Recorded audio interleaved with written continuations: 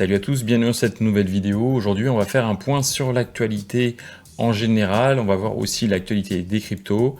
Et puis, on va voir comment se porte le marché crypto-monnaie. Donc, le top 20 rapidement. On va regarder tout ça ensemble. Alors, on va commencer par une news qui est pas forcément terrible.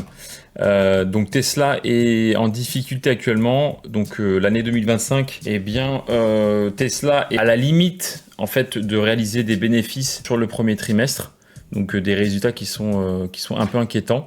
Après personnellement, moi j'ai assez confiance en Elon Musk, donc je pense qu'il a déjà plusieurs cordes à son arc. Il va pouvoir faire rebondir Tesla. C'est toujours la même chose, hein. Les géants explosent et au bout d'un moment, c'est la chute.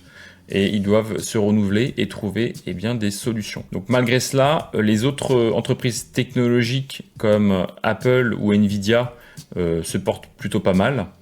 Là, au moment où on parle, on a Nvidia qui regagne du terrain, il me semble. Ici, voilà, plus 3,77%. Donc malgré cela, il y a quand même une perte de 16%, donc on a quand même beaucoup dévissé.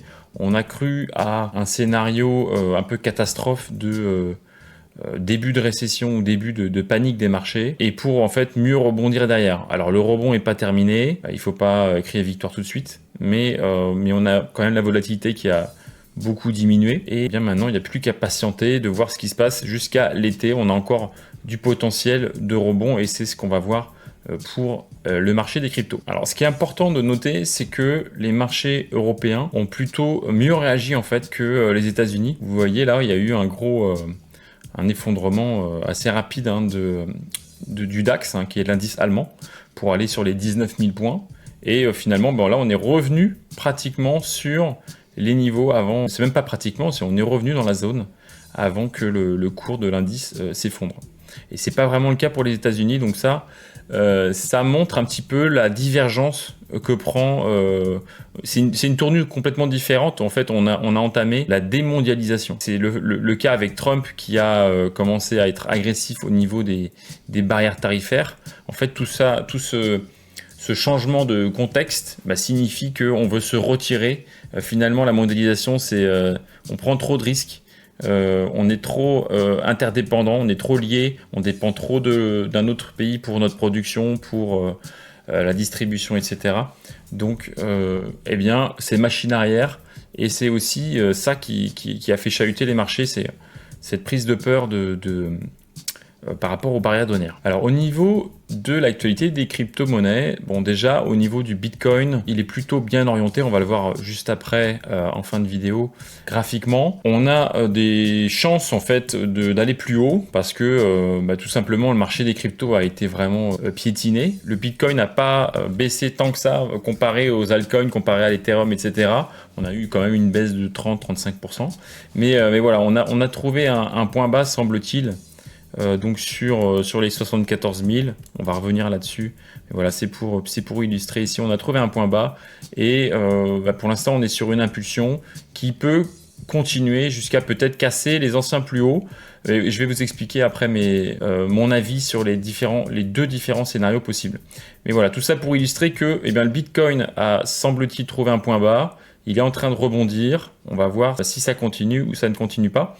On a des bonnes news par rapport aux ETF donc de BlackRock sur le Bitcoin, où il y a un influx massif, vous voyez ici, enregistré 970 millions de dollars d'entrée. Donc c'est énorme, ça s'est calmé depuis, mais on a eu un pic très important. Donc, sous-entendu, la peur s'est assez dissipée, et de toute façon, les investisseurs ont quand même beaucoup plus confiance au Bitcoin que les autres crypto-monnaies, ça c'est sûr. Voilà. Et aussi, autre point important, vers un soutien macroéconomique accru, donc on a les banques centrales qui ont déjà anticipé la Fed et qui ont baissé leurs taux. Donc le fait de baisser les taux, évidemment, ça va améliorer l'économie en général et la prise de risque, donc aussi les crypto-monnaies, tous les actifs à risque. Ça fait partie les crypto-monnaies font partie de ces classes-là. Alors, on en avait déjà parlé dans des précédentes vidéos de la chaîne que BlackRock a créé un fonds d'obligations, un fonds obligataire tokenisé. Donc, finalement, c'est un virage que prend BlackRock, qui est l'institution numéro 1, qui gère plus de 11 000 milliards de dollars. Et en fait, ça signifie eh bien qu'on est un petit peu sur un modèle un peu archaïque où s'il faut aller chercher de l'argent, s'il faut financer des projets ou voilà, pour un financement tout court, les bons du trésor aujourd'hui sont un petit peu en perte de vitesse. Et le monde, on va dire, du retail, comme vous et moi, eh bien, ne sont pas vraiment au courant de ces investissements-là. C'est un petit peu uniquement orienté professionnel, enfin encore plus sur le monde européen. Aux États-Unis, c'est certainement plus démocratisé, mais en Europe, on connaît moins les bons du trésor. Et donc, le virage que veut prendre BlackRock, eh bien, c'est d'introduire cela, on va dire, sur les plateformes et de permettre, eh bien, à tout un chacun de participer donc à des bons du trésor tokenisés. Donc on le voit ici, capitalisation de 2,5 milliards de dollars. Voilà, c'est le numéro 1 avec son token Buidl, donc BlackRock. Ensuite, vous avez Franklin On-Chain, donc ticker Benji, 700 millions, 600 millions, etc., etc. Donc on a BlackRock qui mène la danse là-dessus. On a souvent entendu parler des mêmes coins comme des crypto-monnaies qui ne servent à rien, avec des têtes de chat, des têtes de chien ou de renard. Ici, on a l'exemple du coin Trump qui, eh bien, ici a l'utilité de tout simplement pouvoir accéder à un dîner, ici, hein, à la Maison Blanche, pour les plus gros détenteurs. Donc ça, c'est une nouvelle qui est assez surprenante. Et derrière, on comprend que Trump peut vouloir faire affaire avec des gros détenteurs. On sait que World Liberty Finance, donc c'est le fonds qu'a créé Trump et sa famille, qui est largement investi sur Ethereum et d'autres cryptos. Donc on sait hein, que Trump a pris un virage assez important sur les crypto-monnaies. Et ici, eh bien, c'est pour continuer dans cette lancée et essayer de bien s'entourer. Et c'est pour ça certainement qu'il a créé son coin. C'est pour développer un réseau d'affaires sur les crypto-monnaies tout simplement. Alors toujours dans la famille Trump, on a Eric Trump, donc ici que l'on voit en image, qui eh bien, a parlé d'une utilisation d'un stablecoin qui a été créé en fait par le fonds dont je viens de vous parler, World Liberty Finance, et qui va tout simplement eh bien, permettre un investissement sur la plateforme Binance. Ici, on voit 2 millions de dollars d'investissement sur Binance. Donc c'est une nouvelle de plus hein, pour montrer que la famille Trump, Donald Trump et sa famille se positionnent très largement sur les crypto-monnaies. Derrière, il faut le comprendre aussi, ça reste du dollar, c'est du dollar numérique, mais ça reste des monnaies numériques qui appartiennent eh bien, aux États-Unis. Donc, eh bien, c'est évidemment stratégique. Alors, avant qu'on continue la suite de cette vidéo et qu'on regarde un petit peu plus en détail les crypto-monnaies niveau graphique et que je vous donne mes scénarios, ici, on a sur cryptoquant.com un graphique qui est très parlant où on a le prix en blanc, le prix du Bitcoin ici, hein, et bien aujourd'hui, au moment où je vous parle, est à 96 400, donc c'est plutôt une très bonne nouvelle. Et donc l'information que ce graphique peut nous donner, c'est au niveau des portefeuilles, des whales, donc des baleines, les très gros qui sont susceptibles hein, de faire bouger le Bitcoin. On a eu trop d'activités, donc c'était en date du 4 juin. Ici, on a eu un pic très important à 0,81 donc au niveau du ratio, et derrière on a eu une chute du Bitcoin entre 30 000 et on est descendu jusqu'à 19 000 et après on a connu le plus bas. Donc c'est quelque chose qu'il faut évidemment surveiller. Si on a trop de rotation au niveau des portefeuilles des baleines, eh bien ça peut être un signe avant-coureur qu'il va y avoir une correction importante sur le Bitcoin. Maintenant, on a jusqu'à cet été pour voir le potentiel de Bitcoin sur son rebond, et c'est ce qu'on va enchaîner tout de suite. Alors voilà le graphique du Bitcoin. Donc on est arrivé sur un point haut, hein. On a eu deux zones qui ont, une même zone qui a été touchée deux fois, les 107 000, 109 000 dollars, et puis derrière on a trouvé un point haut temporaire et on est revenu sur une zone classique, hein, on va dire sur l'analyse technique, sur en fait un ancien plus haut ici. On s'est arrêté légèrement avant, mais vraiment très légèrement. C'est-à-dire qu'on était à 73 000 l'ancien plus haut, 73 000 exactement 800, et le marché s'est arrêté à 74 400. Voilà, donc c'est vraiment pas une grosse différence. Donc maintenant, on a deux possibilités selon moi pour le Bitcoin et pour le marché des cryptos en général, puisque le marché va suivre systématiquement.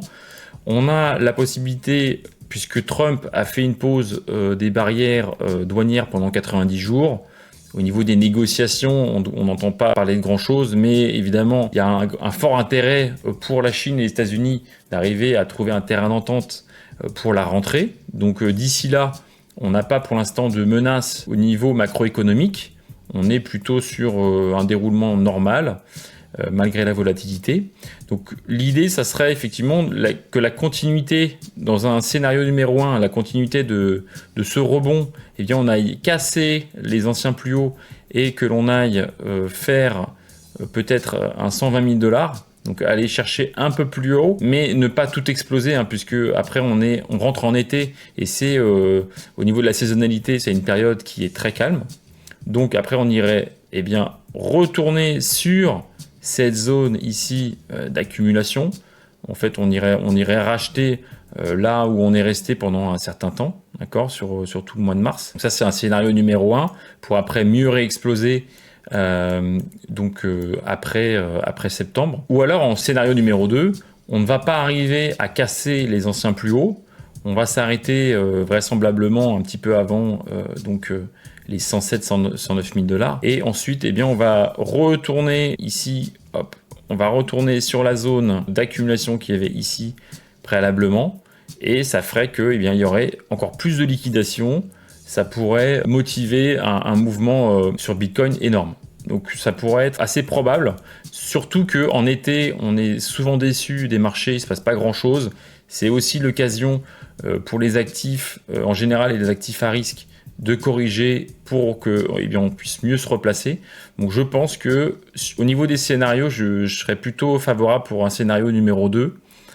Maintenant, le scénario numéro 2 est aussi possible en ayant cassé les anciens plus hauts. C'est aussi une possibilité. On casserait les anciens plus hauts et après on arriverait quand même à revenir sur cette zone. Donc ça ferait quand même une baisse de 40%. Mais bon, pourquoi pas? On est habitué à la volatilité.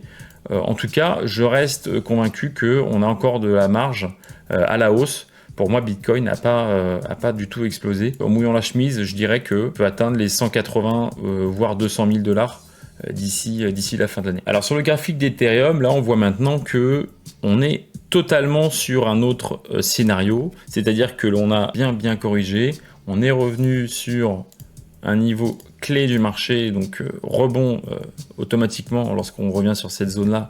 On a un rebond. Maintenant, est-ce que Ethereum va être en mesure de regagner ses plus hauts? Je suis pas sûr. Je pense qu'on va faire un rebond et effectivement peut-être faire un double bottom, c'est-à-dire rebondir jusqu'au peut-être 3000 $ pour mieux redescendre, peut-être moins bas jusqu'au 2000, 2500. Voilà, ça peut être effectivement ce scénario-là. Ou alors, on n'arrive pas trop à décoller et le marché redescend au même niveau pour continuer d'accumuler sur cette zone institutionnelle, cette zone de baleine, on va dire, où il y a quand même moins de risques qu'il y ait une continuation baissière sur ces niveaux, puisque ici on le voit très simplement, on est sur un ancien plus haut, donc c'est un support, c'est un niveau très très fort de support. Ensuite ici, donc le marché des cryptos en général, donc Fear and Greed, on est sur la moitié, on est à 51. Donc évidemment, on était passé en extrême fear, on a bien flippé quand même. Sur les altcoins, on a un Ethereum qui est descendu à 1300 $, donc ça fait quand même pas cher l'Ethereum, là on est à 1800, donc il est quand même bien revenu. On a toujours ce potentiel de repasser en extrême euphorie.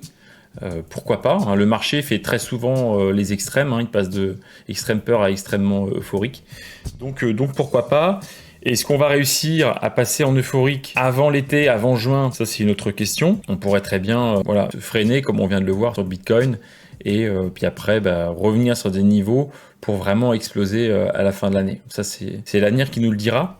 Donc au niveau du marché, on a donc Solana qui se porte plutôt bien, qui est toujours dans le top 10, qui est descendu un peu en dessous de 100 $.